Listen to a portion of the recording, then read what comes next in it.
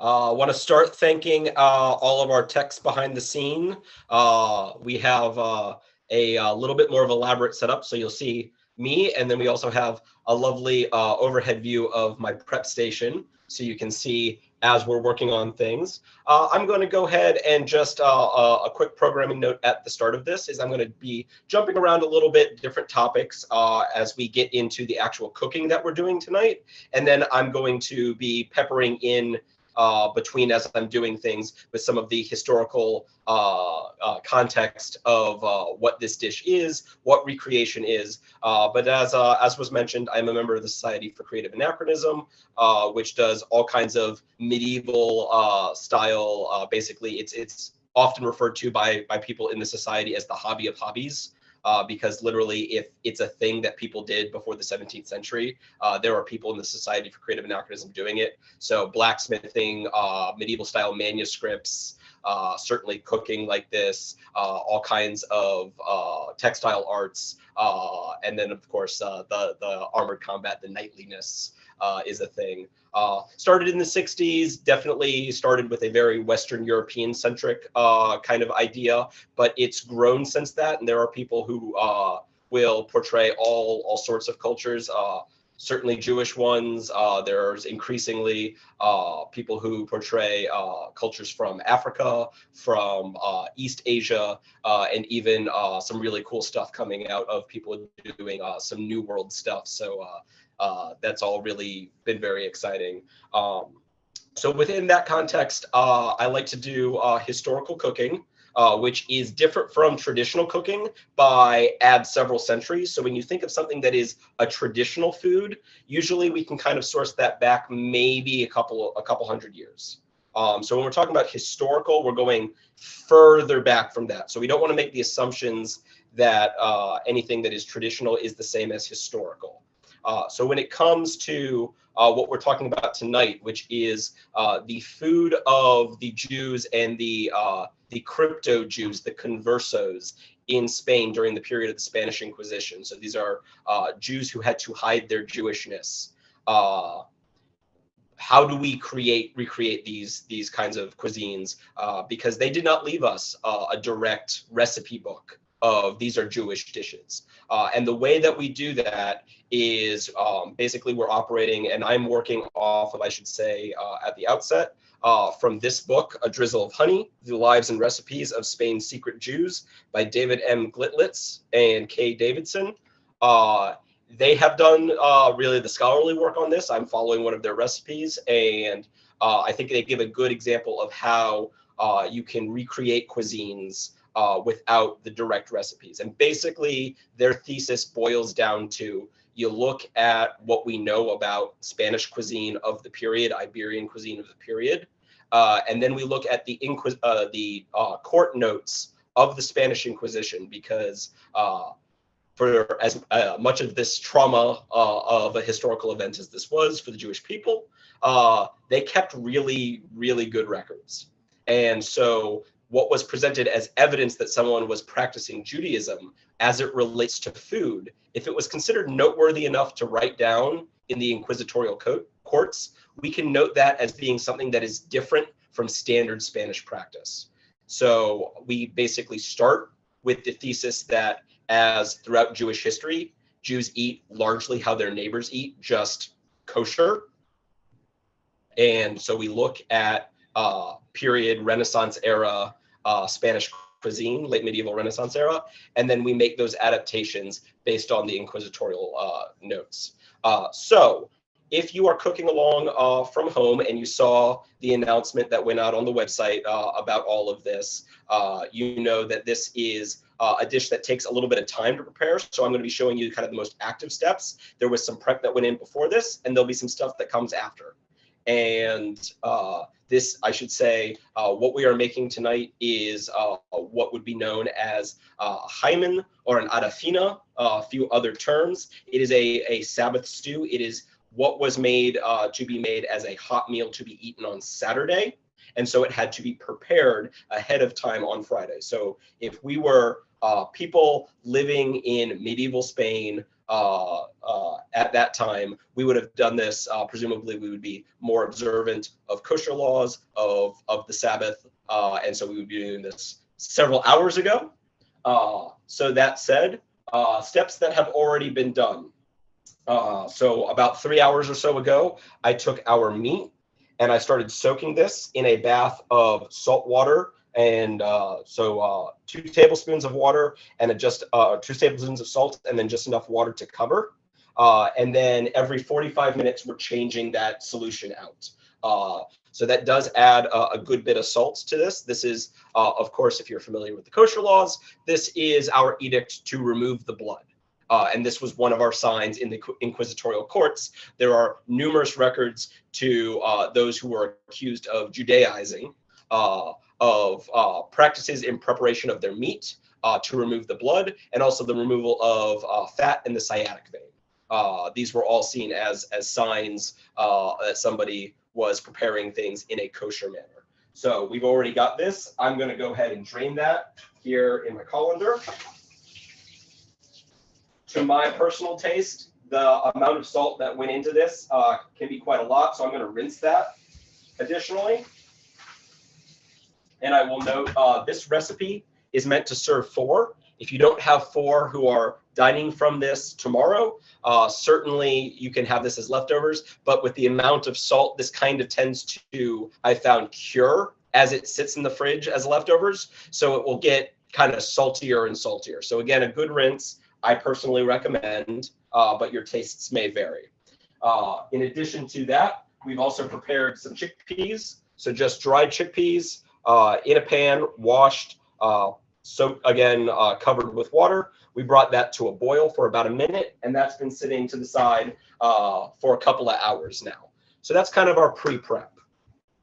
So that said, the next things that we're going to get ready would be the spice mixture. Now, I chose this particular stew. There were several presented in the book, different styles of things, because of the particular spice mixture that was used.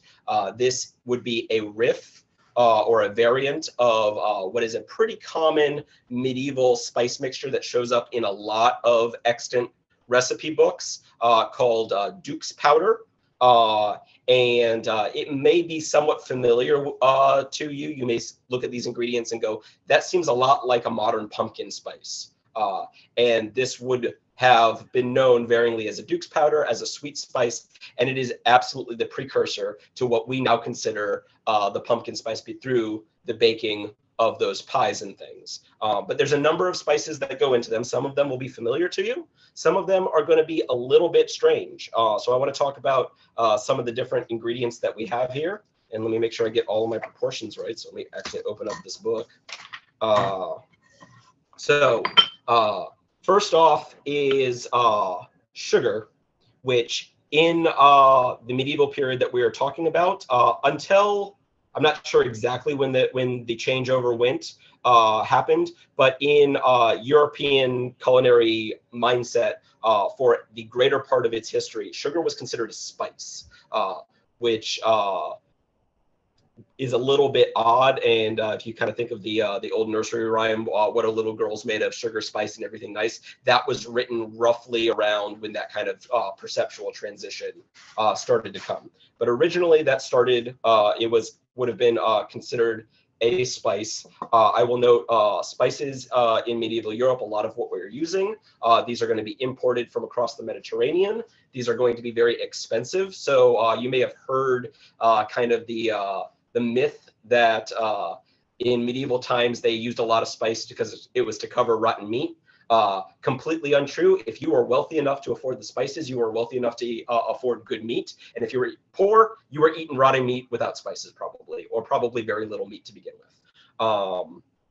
So we'll start with our sugar. Next, we've got some ginger. So that's 3 tablespoons of white sugar. What would have been considered white sugar at the time would be less refined than what we're using here today. But such as it is, let me get a different container of ginger here. A little bit more to get at. So we're going to take 2 teaspoons of ginger and add this in to our mixture. Ginger, of course, I'm sure many are familiar with. As a import to Europe, because it certainly would not have been cultivated locally, it would have been absolutely dry ginger. This would not be fresh ginger. Whether or not it would have come pre-powdered like this, that I'm not sure. It probably would have come more of a dried out root looking something more like this, which is our next ingredient. This is galangal. It is related to ginger. It shows up in a number of medieval recipes. In modern times, you're going to find this more in Asian grocery stores. It is, like I said, it's related to ginger. It's kind of ginger kicked up a notch. Imagine ginger and a strong black pepper got together, and that's kind of what you would get. So I have a little bit that's already broken up a little bit. So I'm going to just take some of that and throw that in. And we've got an 1/8 teaspoon for that. Since that's not fully ground, I'm throwing that in to my mortar, and we're going to grind that fresh. Fresh ground spices going to be a little bit more potent than something that is pre-powdered.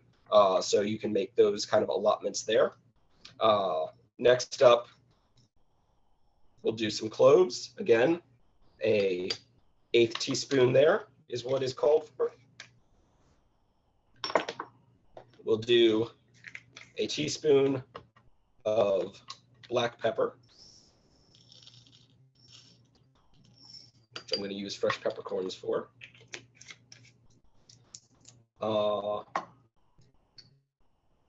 A teaspoon of nutmeg, which I've already got ground here. And finally, something that would be perhaps less familiar to some of you, a teaspoon of grains of paradise. These are naturally cultivated, I think, Cameroon. So this would have been from trade out of North Africa.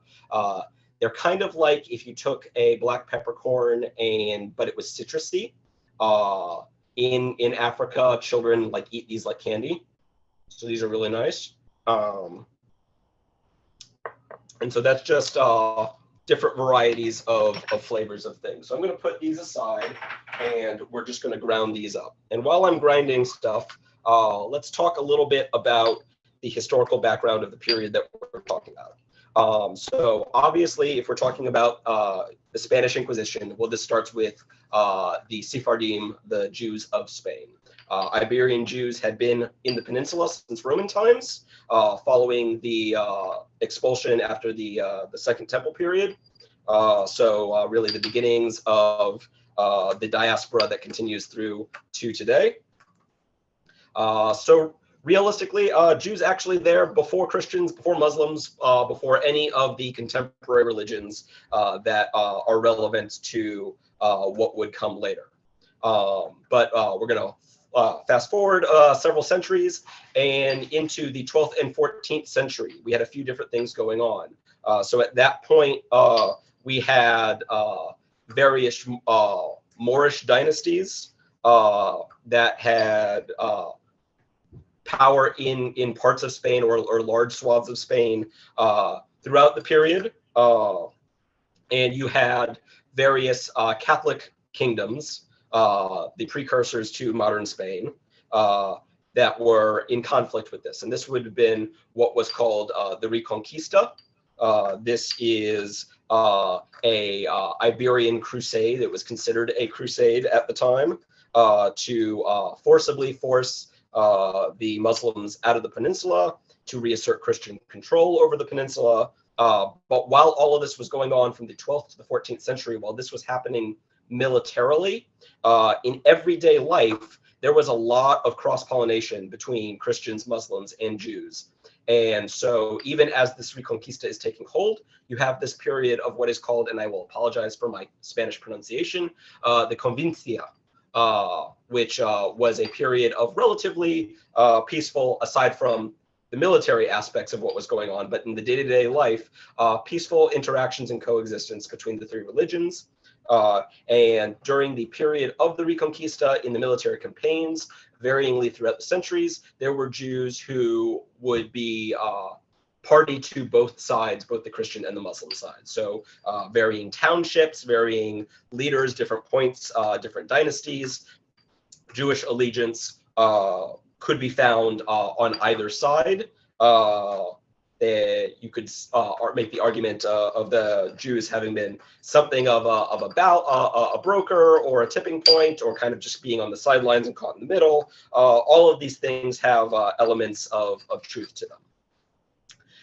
But when we get to the end of the 14th century, we start to see some growing resentment toward Jews who were starting to prosper under the early auspices of developing capitalism. We were seeing new wealth coming in. Not a lot of the old Christians particularly cared for that. There's a lot of jealousies happening there. I should also note that with these early developments of early capitalism, early colonialism, Jews were absolutely participants in this, and even through the Inquisition period. And so there's some interesting intersectionalities that I think are really important to note here, because as Jews were driven out of the Spanish Peninsula, the Iberian Peninsula, they were very much driven toward the Iberian colonies and participated in colonialism much as their Christian counterparts did. Partially they were escaping the Inquisition, but they were also absolutely profiting off of those things. And when we get to some of the denunciations in the court records, the kinds of things that motivated people denouncing their neighbors or other people to the inquisitorial courts really run the gamut from the very, very petty family feuds, those kind of petty jealousies of why are you better off than me and you shouldn't be, to deliberate, slights between families, infidelities. And there are several records in the courts of individuals who were denounced by their slaves. So I do think it's important to note that while this was absolutely a terrible persecutorial moment, Jews are not the innocent victims of history. We are participants in history. And the portrait that paints is more complex than we sometimes give it credit for. So I did want to make a note of that. So that said, end of the 14th century, we're getting some of those popular resentments starting to grow against Jews who are seen as getting more than their Christian counterparts. Enter the Dominican and Franciscan sects and their friars, who were going around and preaching heavily in favor of forced conversion. They were, you see the entrance of the notion that Jews were to blame for the crucifixion of Jesus Christ of Nazareth. And you start to see the beginnings of laws that were restricting where Jews could live, what neighborhoods, requiring that they wear badges to identify themselves as such. A major event that then came about in 1391, there was a major anti-Jewish riot in the city of Seville, which is particularly ironic because the only reason that Seville came under Catholic control was because in 1248, during the Reconquista battle there were Jews fighting alongside the Castilians and welcomed them, gave them the key to the city, and as a reward at that time, the Castilian king converted, I think, 3 mosques that had been in the city to synagogues. But little over about 150 years later, all of that is forgotten, and we see mass violence directed against Jews. As a result of this event, many Jews convert for their own sense of safety. Over the next century, what starts to take hold is the notion that those who converted did not do so earnestly enough. And so this is the beginnings of what we will commonly know as the Spanish Inquisition, formerly the Tribunal del Santo Oficio de la Inquisición. But this was established in 1478 by the Catholic monarchs Ferdinand II of Aragon and Isabella I of Castile.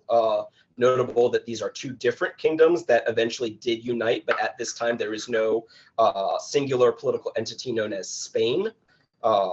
I should note, by the way, I think some of this history was touched on a couple of weeks ago by Jim in his talk about Jewish pirates in reference to some of the privateering that went on. So I do thank for that introduction a couple of weeks ago. And if you didn't catch that, that is up on the website and the YouTube channel for the congregation. So do go look at those. But the purpose of the Inquisition was originally to identify what was considered as heresy amongst those who had converted to Catholicism from Judaism or Islam. And so this is notable in that in its early inception, it is religiously motivated. It is, and over time, that religious motivation develops into a cultural motivation and a sense of not just actual religious practice, but whether or not converts had assimilated enough. And so many of the practices that people would get denounced for as Judaizing were not necessarily still religiously motivated. Some of these converts, some of them were absolutely Jews by conviction and doing so in secret. But there were also those who were Catholics by conviction, but new Catholics who had not been raised on it. And had they been left to their own devices in a generation or two, they would have been unrecognizable from standard Catholics in their practice. This is much like immigrants to the United States. It takes a generation or two for the family to fully integrate into the cultural norms of the society. But it evolved over time. Should also note that it went on for a long time. It was not definitively abolished until 1834 during the reign of Isabella II. And this was after over a century in which it had declined in influence. Overlapping with the Spanish Inquisition, we have the Edict of Expulsion, or the Alhambra Decree, the Decretio de la Alhambra, which was issued on March 31st in 1492. A similar edict followed in Portugal in 1497. And interestingly enough, the Muslims faced expulsion all the way in 1502. So despite the fact that the actual Reconquista wars had been fought against the Muslims, not the Jews, they got a few years of a grace period and a head start on trying to get out of Dodge. But it was issued in 1492, same year of Columbus's voyage to the Americas. And I think they were given to July to get out of the country or convert. So anybody left in Spain at that point had to be a practicing Catholic, and this deepens then the hold of the Inquisition. So the expulsion and the Inquisition, two independent events that reinforce each other, but not one for one. Again, the expulsion formally lasted all the way until December 16th of 1968, following the Second Vatican Council. That was largely just a symbolic revocation, though at that point. It had been a full century since Jews had been able to openly practice their religion, and synagogues were legal practices, places of worship, under the religious freedom laws that had been passed in Spain at that point. But as I said, we see kind of this evolution over the centuries, going from a religiously motivated persecution to a culturally motivated persecution, and eventually, and paralleling the development of general Western European notions of racial categorizations, a racial motivation. And so while this is a little bit of a separate talk, I should note that there are social historians who will debate the appropriateness of using the term anti-Semitism to apply to pre-modern persecutions of Jews, and whether or not anti-Jewishness is a more appropriate terminology, because anti-Semitism implies a certain notion and understanding of race that did not exist in the European mindset until you get into the 16th, 17th century starting to begin. But that's a different talk. So back to what we are making. We've got our spice mix blended up a little bit, and you can see that here. And we're just going to put that over to the side. And we're going to start prepping our alums. So recipe, formally speaking, calls for 2 cloves of garlic. I like garlic a lot, so I'm going to use 3 because I can. It also notably calls for 2 onions. It does not specify the size of the onion, and as you can see, this is a heck of a big onion. So I'm going to be using 1 of these with a little leftover that I have, and that is a good little segue to note that when we're looking at historical manuscripts for recipes, they're really not very specific. They're extremely non-specific. It often says take a quantity of this and a quantity of that and mix till good and do that. There's a lot of things that are assumed to be common knowledge to those who would have been reading them at the time that are lost to us today. And so there is some guesswork involved. And this goes all the way from things like if eggs are called for, what kind of egg is actually involved? Can we assume a chicken egg as we might in a modern recipe? Whereas in period, a duck egg might be just as likely, much less what size of egg. Things like fruits and what variety would be appropriate. Modern fruits have been cultivated to be larger, to be sweeter, to be juicier than their medieval counterparts would be. The cheeses would be all different. So there is certainly always an amount of guesswork, even when you have written source material. So I just want to bring that up to dispel the notion that there is accurate, perfectly sourceable, this is exactly how it was medieval cuisine that can be recreated. And then there's flights of fancy, and these are a perfectly binary thing. It really is kind of a spectrum. What we are doing tonight certainly involves more guesswork than if we had an extant source recipe. But even the extant source recipes are not something that accurately gives us all of the information that we necessarily need to perfectly prepare these dishes in the manner in which they would have been prepared back many, many, many centuries ago. That nice and that looks pretty good. And at this point, I'm going to go over back here to my stove, and I've got my pot on the stove. Pardon the ringing. And we're going to introduce a little bit of olive oil. So 3 tablespoons. Got this great little shot glass that measures.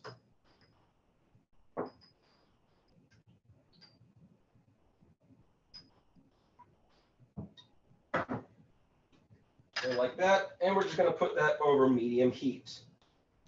Now, what makes this a Sabbath-style stew particularly, and that is the method of cooking, because the cooking method has to be in observance of observing the Sabbath properly, meaning no work can be done after sundown on Friday night until sundown Saturday night.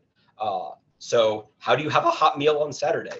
Well, you do it by preparing everything the day beforehand. So in the medieval period, as with more orthodox practice nowadays, Friday would be very busy in kind of preparations for the Sabbath, because you got to get everything in that you got to do. And so the ways that they would have done this kind of stew would have been to first prepare it over a fire.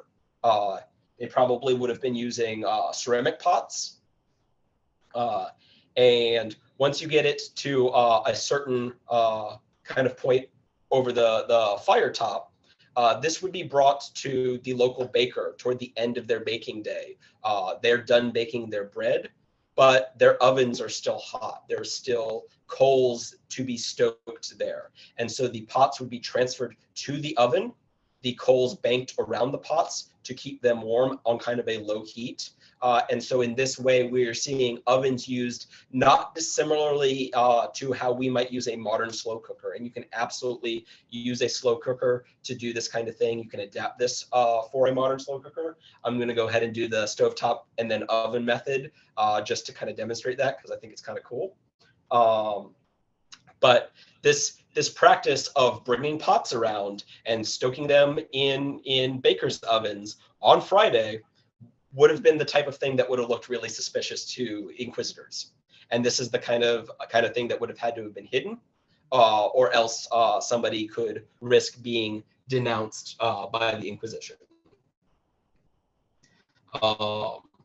So let's talk about some of the kinds of food practices besides what we just did that were relevant to the Inquisition and why they're noteworthy in the inquisitorial courts. And so hence they show up in those documents, and that's why we have them for this kind of work. So first and probably most obviously is the kosher practices. Any kind of notable avoidance of pork and any trafe seafood. Pork in medieval Spain would have been very much a staple, and it would have been very suspicious if somebody was notably never eating pork. There were festivals in which the townspeople would all slaughter their pigs together and make sausages for the year outside their homes. Those not participating could be under suspicion for not participating in that sort of thing.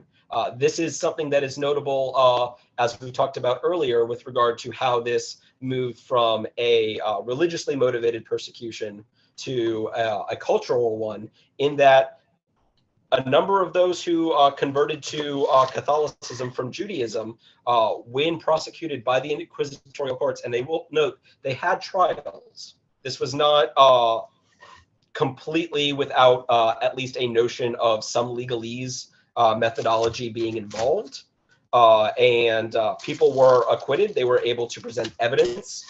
They were able to provide testimony as to why a denunciation might be motivated falsely, why somebody might be a biased witness against the defendant. And while people who were prosecuted could face such things as confiscation of property, execution at the stake, really, really high stakes kind of stuff, there absolutely also were people who were acquitted, who got off with saying a few Hail Marys, a whole range of kinds of things. Yes, so with regard to that, many who were accused, and when the evidence that was presented against them included the avoidance of pork, would simply note that they had not developed the taste for it. And this is something that can range in its believability depending on the individual. Certainly, there are cases in which some of the accused very well may have been sincere Catholic converts who, because they had not been raised with pork and pig meat, would not have enjoyed it, and therefore would still have not particularly partaken. Trafe seafood also very notable. The Iberian Peninsula has a lot of coast, if you're close to the coast, a lot of rivers more inland, lots of different kinds of seafood of all varieties that would have been consumed. And so anything, avoidance of the scaleless, so anybody who's not partaking in the eel, who's not partaking in crustaceans or mollusks, these all kinds of things look suspicious. We talked already about the practices of removal of blood and fat, as well as the sciatic vein. Again, this is something that defendants would attest to. Well, I don't know how to prepare meat any differently because this is how my mother taught me, and this is just how I've always done it. And none of the Catholics bothered to teach me any different. So this is just how we do it.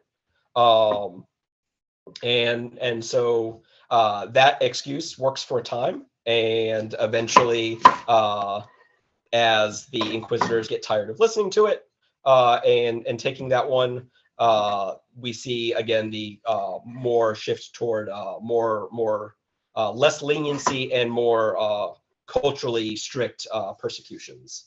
We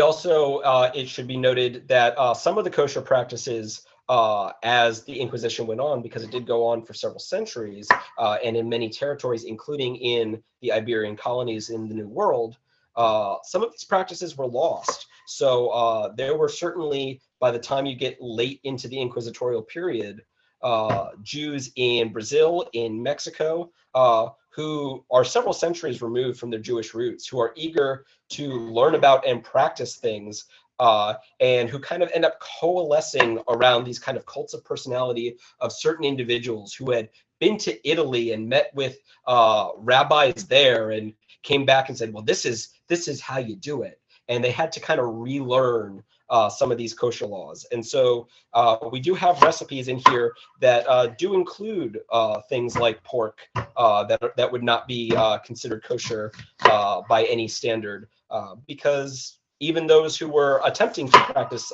their Judaism, they did not know, because their culture had been lost to them through this persecution.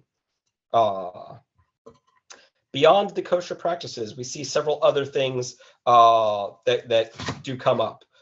Timing of food and when it is consumed and how it is consumed, with what ritual or lack thereof, is noteworthy. So as we talked about Sabbath cooking, any violation of Lent or the other Catholic fasts, those who were not convinced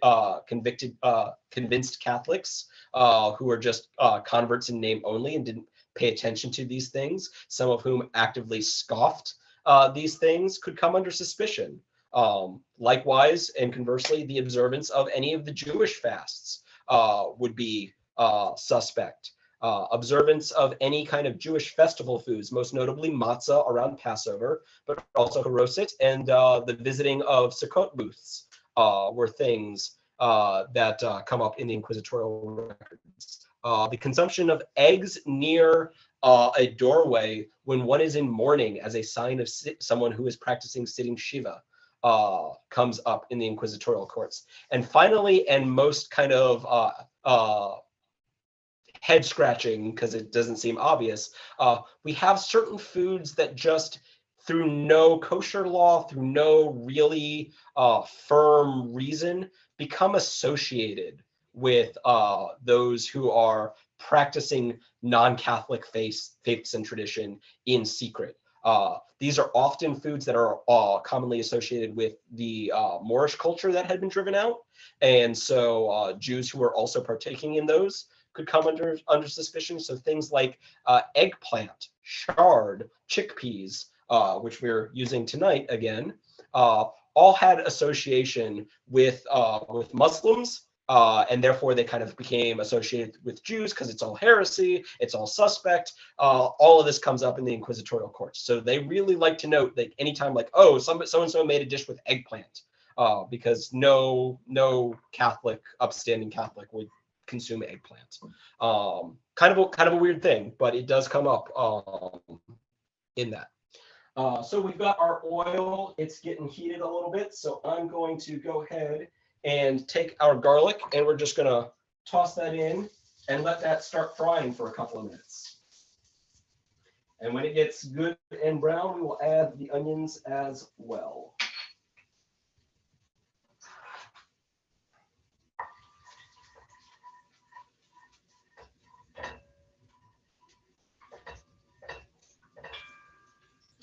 So as we talked about, we are recreating this food based off of the supposition that Jewish food of the period largely looks like Iberian Catholic food, with the modifications that are noteworthy enough to be noted in the inquisitorial courts.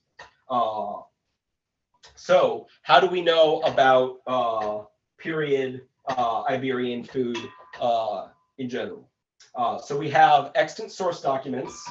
I will note largely that there is often a class bias in the written documentation for recipes, especially the further back you go. These tend to be cooks of high status in noble courts who are writing for the people working under them to suit the noble tastes, to suit these grand banquets. These are not how common everyday people are generally eating.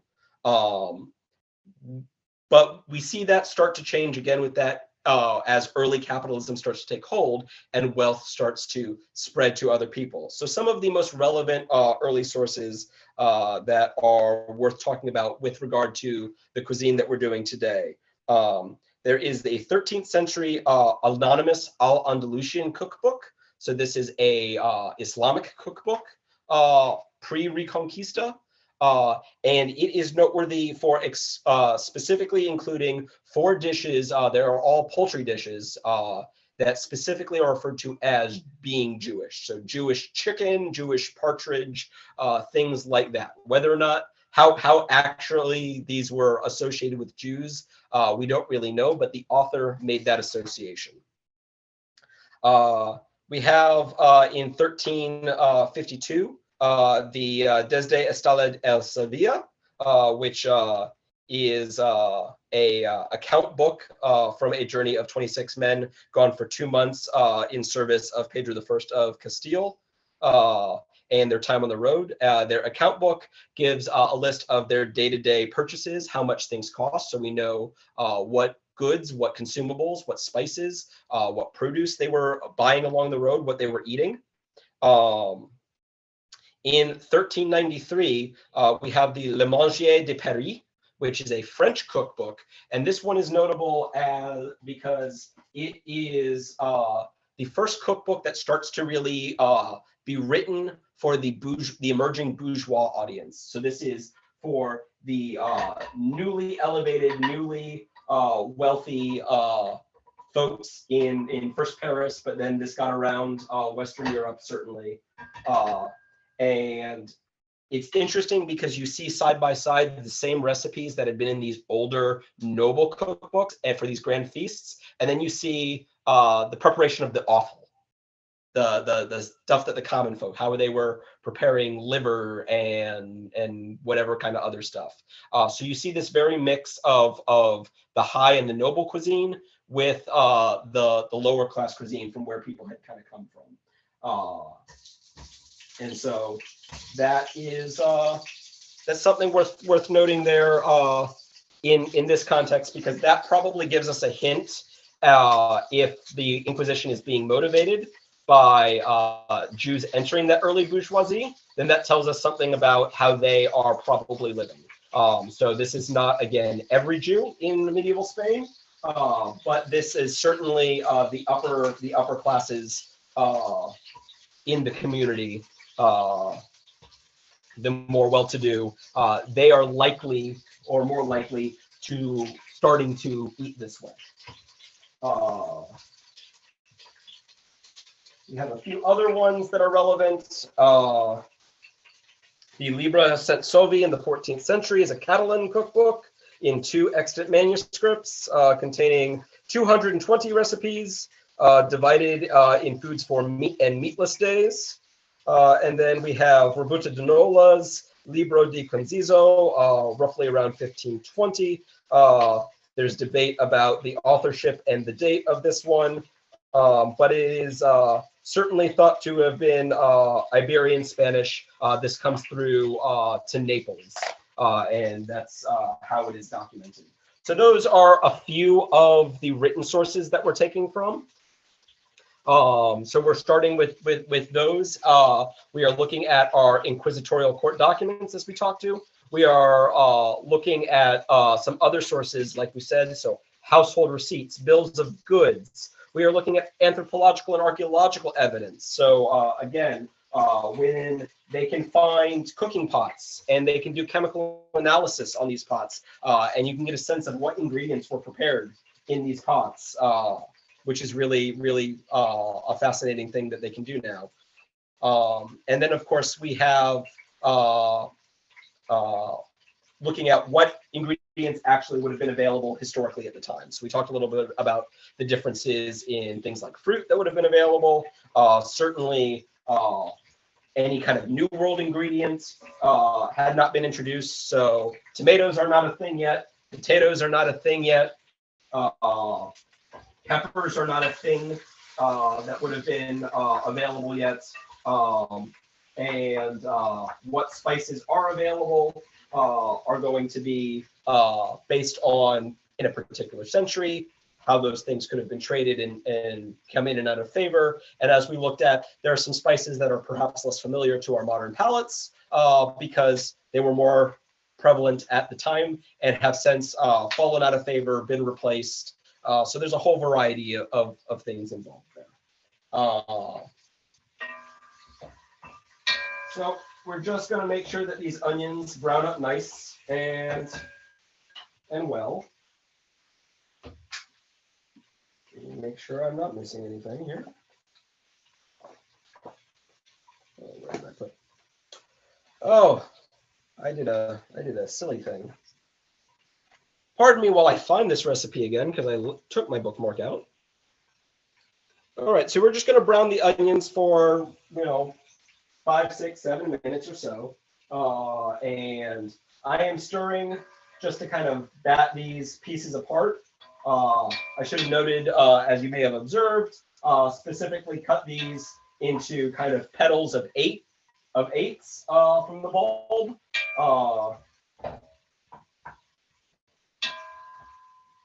And that's starting to smell pretty nice.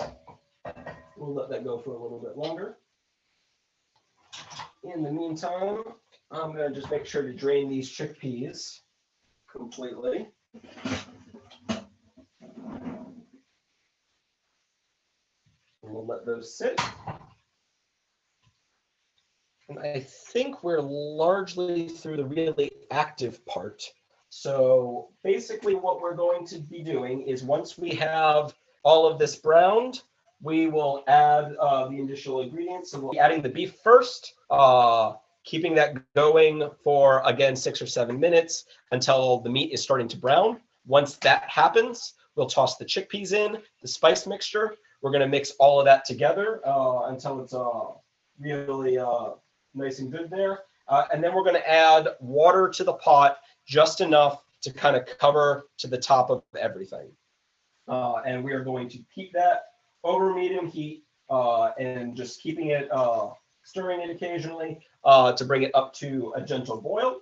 We'll turn it down at that point to low, cover the pot, and that is going to sit for a couple of hours, at which point we will then go to the transfer into the oven at a preheat of about 350. And then I would personally recommend, if you're doing the oven method, to go ahead and shut that off fairly quickly and just let the whole thing coast overnight on ambient heat. That is both for a safety issue, and also when I did my first test batch of this, I woke up the next morning, I turned it on for a few hours again, and I found it cooked a little bit more thoroughly than I wanted it to, and so it came out less a stew and more kind of like barbecued burnt ends, which was not bad at all, but it was a very different texture and consistency than I was looking for. So bear that in mind. Again, this is largely that when we're doing this, especially overnight, we're not able to watch it. We're not able to add liquid the same way we would if we were doing an active cook. So that is by and large what I have to talk about. At this point, it's just me going through the additional steps to actually do the thing.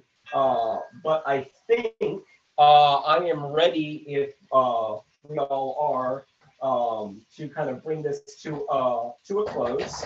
So I will end this talk with my favorite phrase in Ladino, and for those who don't know, that is kind of the Sephardic equivalent to Yiddish. So it is 15th century Catalan Spanish that has been preserved amongst the Sephardic population, largely the Eastern Sephardim who settled in the Ottoman Empire in Eastern Mediterranean, mixed in with some Arabic phrases and other local words from Greek and whatnot, but in Hebrew text. And that particular phrase that I will end here with is the Ladino equivalent of bon appetit. It literally translates to eat with desire, which I just love that phrase. So I wish you come con gana.